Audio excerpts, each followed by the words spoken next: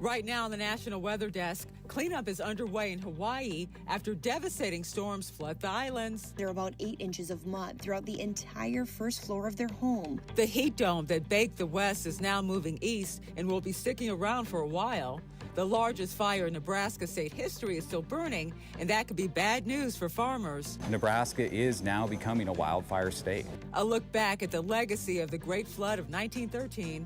Dayton floated in 20 feet of water for days. The National Weather Service is changing the way it communicates severe weather risks. Has intensity forecasting with tornadoes gotten that much better, like in the past 20 years? And the blooming beauty in the Pacific Northwest.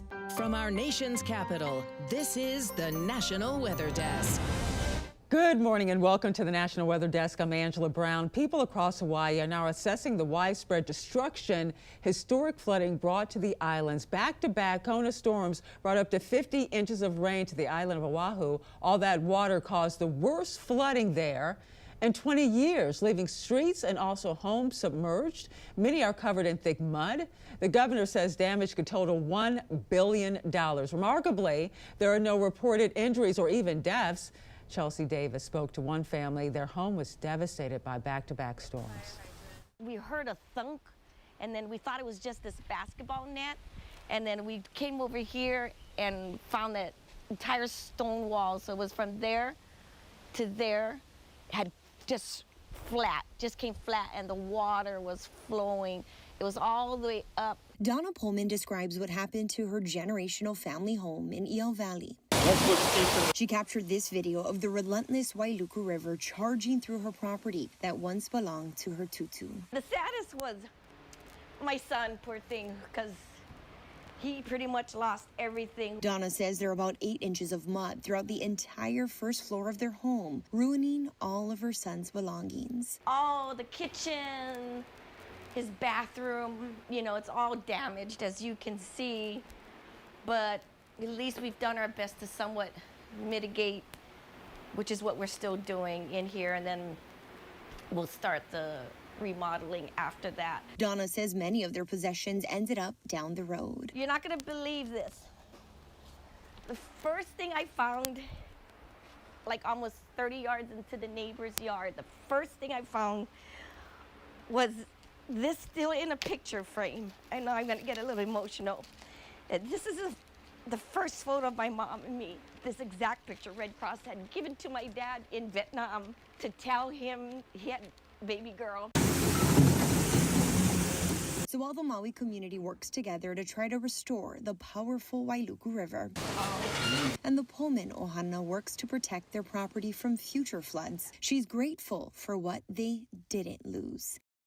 The heat dome that smashed records in 14 states last week is moving east. Last Friday, 4 places in Arizona and California hit 112 degrees, unheard of in March. 479 weather stations across the West broke monthly records. The high pressure responsible for the heat is finally on the move, meaning summer-like weather is coming to the nation's midsection and even into parts of Florida. Denver, Oklahoma City, and San Antonio are all likely to hit 90 degrees tomorrow. As many as 16 states will flirt with records for the month. The National Weather Service says those high temperatures will stick around for another week, making it one of the most expansive heat waves in U.S. history. Given that heat, it should come as no surprise that the years from 2015 to 2025 were the hottest on record. That's according to a new report from the UN's World Meteorological Organization. It's been keeping track of global temperatures since 1850. The WMO notes that 2024 remains the warmest year throughout their records and that 2025 is among the top 3. And now to Nebraska, where the largest fire in state history is still active. So are concerns about the future of agricultural producers in that state. Jack Bartlett has more. Nebraska is now becoming a wildfire state. It's a fire that has burned over 800,000 acres. So this fire has almost as much perimeter as the length of Nebraska. The vastness is overwhelming. And ranchers are now looking for solutions as the truth of these situations start to dawn on them. I mean, there's a reason that they built golf courses. Like, these are destination golf courses that people from around the world come to because it's the most beautiful place in America, and now it is truly sand dunes. Adding that this will offer a huge mental blow to the entire industry. It's just a little disheartening to see it completely decimated and the time that it will take to recover. These fires have the potential to displace 35 to 40,000 cattle from summer grazing in the beef state. This ground is not farmable. So if we get grass, cattle will come back, but we're already short cow herd numbers, and it's just hard on the communities as well. Well, the weather community marks two key milestones every March. Yesterday, we recognized the founding of the World Meteorologist Organization on March 23rd, 1950. And last week, we recognized the 136th anniversary of the U.S. Weather Bureau. Meteorologist Veronica Johnson explains why both groups are critical to advancing weather science and public safety. Thursday marked the anniversary of the United States Weather Bureau, and today is World Meteorological Day, established about 80 years later. Now, the Bureau became the National Weather Service in 1970. And before the Weather Bureau and WMO, those storm warnings, they were slower and they were inconsistent to arrive to people. And they just arrived too late, and that, of course, made a big difference. People relied on word of mouth or guesswork, but the Weather Bureau, it changed that. Connecting cities throughout the country, communities could better prepare for storms like these coming along. Well, today, World Meteorological Day celebrates the WMO and how it links countries around the globe to share weather data in real time. And that's why a hurricane in the Atlantic, a heat wave in the Pacific, or even a dust storm around Africa can be tracked and understood right here in D.C. Both anniversaries are all about saving lives, from tornado warnings in Oklahoma to heat advisories in our own neighborhoods. And every forecast that we check each morning reflects the work of those agencies, bringing global science down to our daily lives. 113 years ago this week, the Great Flood of 1913 caused widespread death and destruction across 11 states. At the time, it was the nation's most widespread natural disaster. More than 600 people lost their lives, with as many as 470 of those deaths in Ohio alone. 4 days of heavy rain combined with snowmelt sent rivers over their banks. Dayton was the hardest hit city, where 20 feet of water filled streets for days. In the wake of that disaster, flooding Hurricane Harvey caused in Texas back in 2017. Our station in Dayton looked back on the Great Flood and the lasting impact it made. Here's former Dayton anchor Nathan Edwards' story from August of 2017. We learn from history so it doesn't repeat itself. It was a tragedy unlike Ohio had ever seen and has ever seen since. The Great Flood of 1913 killed 400. Dayton floated in 20 feet of water for days. This blue line at Carillon Park provides some perspective. We would be very far underwater right now. Leo DeLuca says the recovery is more impressive than the destruction. It says, remember the promises you made in the attic. A slogan used to gather private donations. They raised over $2 million in 1913. That would cost $49 million today, funding 5 dams and multiple levees, keeping our rivers from overflowing. It's built up to keep the water from going over into the city. Kurt Reinhardt is the chief engineer maintaining the dams for the Miami Conservancy District. They temporarily store waters that prevents them from coming downstream and flooding the cities. This dam in Inglewood is designed to hold back 100 feet of water, but a weather event that big is unlikely here in the Miami Valley. But when you're talking 40 or 50 inches of rain, whether it's Houston or anywhere else, that's just a lot of rain. Kurt says our dams are different than other cities. They're self-sustaining, keeping water trapped in our metro parks, holding up to 40% more than the Great Flood produced. To ensure that our city would never flood again. Even though Houston and Dayton are different, there's one thing connecting both: the spirit to rebuild. It seems that tragedy and these awful experiences oftentimes are what bring people closer together. And coming up on the National Weather Desk, the Storm Prediction Center is updating how it communicates severe weather risks. We'll show you what these changes will look like.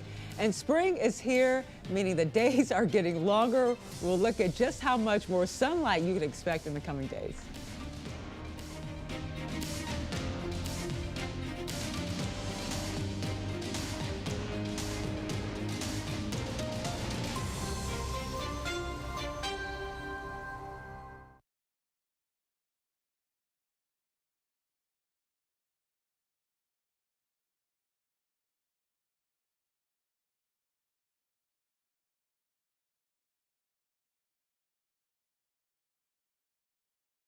I'm meteorologist Charlie Lopresti with a look at the Northeast. After a few gloomy days in the Northeast with some clouds, rain, drizzle, and some snow, we have brighter skies returning today.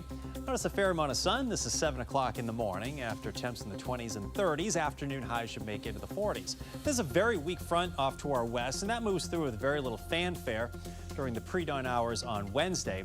We will, however, get into a round of rain and snow with a warm front that will be late Wednesday and into Thursday morning. I'm Chief Meteorologist Gerard Jabali. Here's a look at the Mid-Atlantic region. High pressure continuing to build in, so your Tuesday afternoon is going to be on the cool side, but winds will be calm, and then they'll start shifting out of the south going into Wednesday. So we will see a nice recovery with warmer air returning to the region going into later this week. So your Tuesday afternoon, 40s and 50s, that's about it. But by Wednesday, already seeing some warmer air moving in, 50s to 60s. We will likely be getting close to 70 degrees again by Thursday. Hi, meteorologist Jennifer Collins with a look at your southeast forecast. A cool afternoon for the Carolinas on Tuesday with temperatures in the mid to upper 50s. A little more mild along the northern Gulf Coast in the upper 70s near 80 degrees in Tallahassee and Pensacola, and into the low and mid 80s for most of central and south Florida. Mostly sunny sky for most of the Florida Peninsula with just a few passing clouds for most of the Carolinas, Georgia, and into Alabama as well. Expect a low rain chance for portions of the southeast heading into Wednesday with coastal showers in central Florida.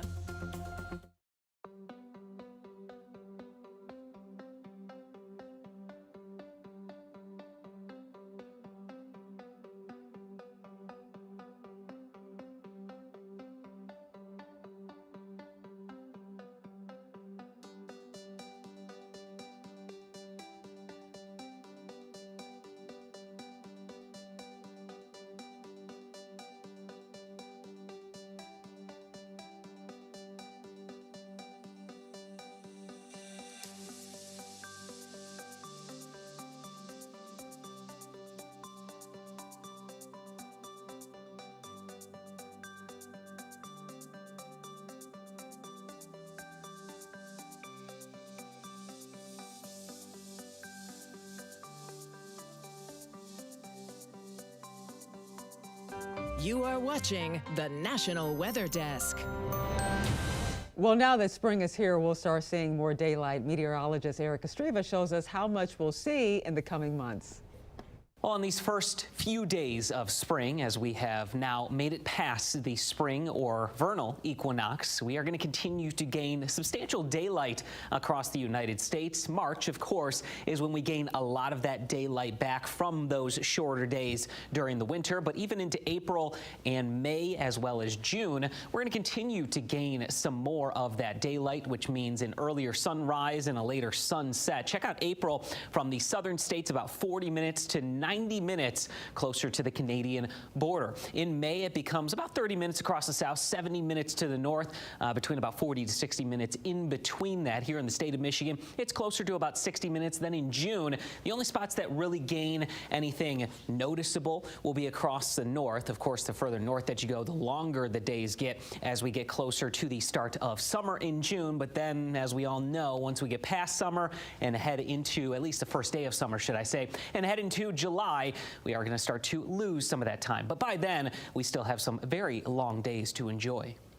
Well, the cherry tree at the University of Washington are in bloom. Meteorologist Shannon O'Donnell gives us a peek at several snapshots.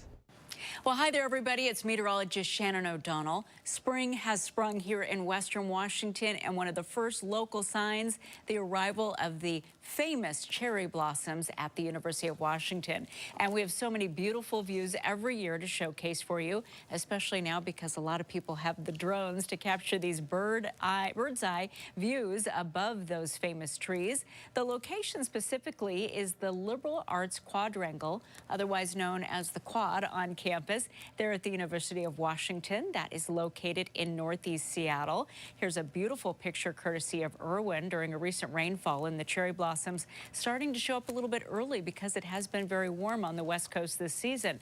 The best time to visit to get a view without so many people in it, like Irwin was able to do, is early in the morning or at dusk as the sun is starting to angle down in the evening. It's gotten very popular thanks to social media during the day. These are Yoshino cherry cherry trees. They are a gift from Japan. We have about 29 of them in the center of the UW campus, and they are roughly 90 years old. So getting up there in age, but still beautiful. Nice picture here from Michael. If you aren't able to see the cherry trees in person, you can view them virtually. You just head to the YouTube page there, and you'll be able to check out that live stream feed from here in Seattle. For the National Weather Desk, I'm meteorologist Shannon O'Donnell.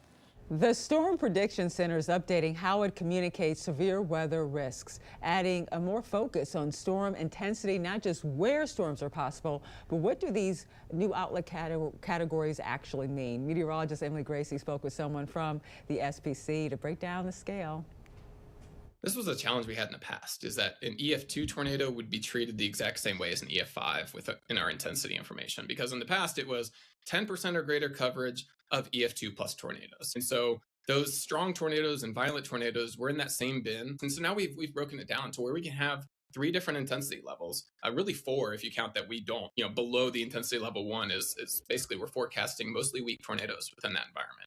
Our intensity level 1, it's the same as before. We're saying EF2 tornadoes, but now we're actually saying that's a reasonable max intensity, and we're not saying there'll be multiple, which we kind of needed before to get 10% coverage. Now we're just saying, hey, there's a chance of an EF2 tornado within this environment today. As we move up to that next intensity level 2, now we're talking about a reasonable max intensity of EF. And at the high end, that intensity level 3, they're going to be rare, maybe once or twice a year. But these are for those events where violent tornadoes are on the table on those days. Is part of the necessity of this new system just because forecasting's gotten so good? Because like it used to be there was a chance of tornadoes or a tornado is possible, but now specifying intensity, has intensity forecasting with tornadoes gotten that much better like in the past 20 years? It definitely has. And that's, really, we didn't change anything about the intensity information since the early 2000s. And so this is the evolution of the science. Our calibrated guidance that we have, which is a lot of it's built off of machine learning and AI, is really giving us a lot of value. There are some times when it definitely steers the wrong direction, but there's other times when it's like, okay, what is it seeing? Because it's trained off historical data. What is it seeing that it is not as hot for tornadoes today, for example? And it is really helpful as part of our thought process to get calibrated. And that's really what we've shown is that, this skill set is something that we were ready for. And honestly, we performed better in our experimental period than we even thought we would have. And so that's why we were like, okay, there's no reason not to share this information. And to learn more about these changes, check out this week's episode of our podcast, Off the Radar. It's available wherever you listen to your podcasts.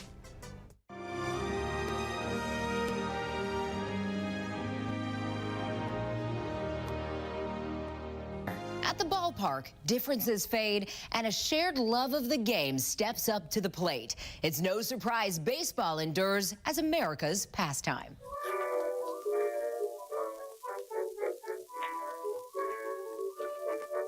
It doesn't get much more Americana than baseball. From the Little League and the Sandlot. Just stand there and stick your glove out in the air. I'll take care of it. To college ball, the minor league, all the way to the big leagues. Center cut fastball. Americans love to come together to watch baseball. Beyond the 9 innings, it's the feeling of being part of something. Yeah, Dad, bring the heat. When you least expect it. Oh, my God! Baseball, deeply intertwined with the American dream since the 1840s. It's more than just a game. In June of 1846 in Hoboken, New Jersey, it's play ball for the first official game of baseball in the United States between the New York Nine and the Knickerbockers. When the Civil War broke out, Union soldiers brought the game to the front lines down south as a diversion between battles to pass the time. By the war's end, a fever pitch had swept the nation. Next thing you know, it's opening day for teams popping up left and right, and various leagues, many of which are no longer active. By the 1920s, one of the greatest players in history, Babe Ruth, was a power-hitting outfielder for the Yankees, an icon transcending the sport. On April 15th, 1947, baseball became a force for social change when Jackie Robinson became the first African-American to play Major League Baseball. Today, you'll find 30 teams divided equally between the two original leagues, the National League and the American League, under one commissioner. It's the MLB. And baseball returns this week. Opening night for MLB's regular season begins Wednesday. For Amazing America, I'm Taylor Murray with the National News Desk. And time now for a short break, but first we take to the skies over Northern Virginia.